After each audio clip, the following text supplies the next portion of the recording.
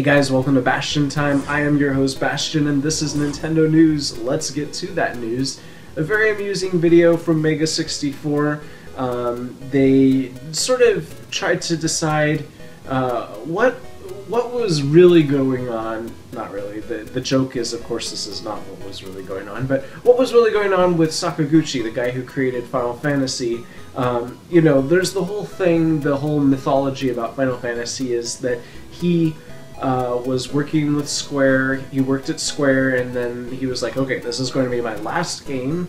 That's why it's going to be called Final, and it's a fantasy-style RPG, so Final Fantasy. And then it sold really well, so Final Fantasy II is a bit of a silly title, because, you know, Final indicates that's the last one.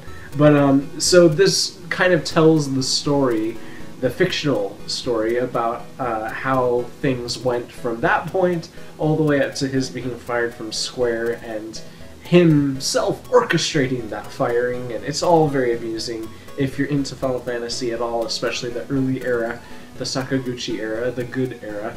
And then this will be for you. There is a link for you down below. You may or may not know that I'm a fan of Game Grumps, which is a comedy Let's Play channel. It's really less about them playing games. It's certainly not about them 100%ing everything or being really good or being speedrunners. It's the exact opposite of all of that. It's just them enjoying themselves playing a game and mostly focused on them improvising complete random nonsense while they're playing the game. And that is certainly the case with this video. So sometimes fans will pick out bits, fans who are animators or artists or whatever, will pick out particularly entertaining bits and then animate them. And so in this we've got them as, I think Dan as Tingle and Aaron as Link, and them not really understanding how to board the ghost ship in the Wind Waker.